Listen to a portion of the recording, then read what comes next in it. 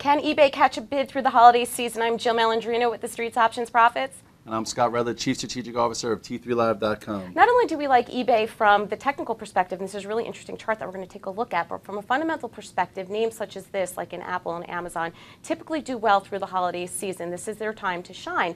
But what I find more interesting is we're starting to hear more positive overall macroeconomic data. The past 2 weeks, the numbers haven't been that bad, and corporate earnings for Q3 were really not that ugly. And Scott, what's even more interesting, I've been hearing there's a few reports out there where furloughed commercial employees are being called back. That's a fantastic sign for the transports, and it's a fantastic sign for the market with support overall.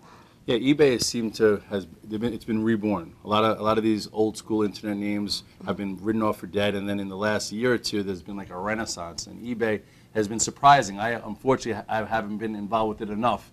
And for right now, I'm going to take a look at the chart, and as I was looking at it over here with Jill, I'm like, this is an interesting channel. You know, here is the weekly chart. You know, obviously, like I said, from 2009, look at the size of the move that it had. But now it's been consolidating well.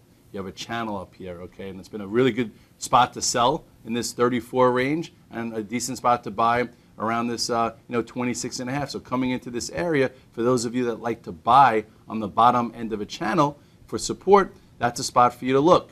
And then with time, with the economy gets a little bit better, a little bit more clarity, a break above this 34.35 is when momentum traders will come in and take it for a bigger upside move. But for right now, you have big time support around this 27, and then you have midterm resistance around 32, and then the breakout areas around 34.5 to 35.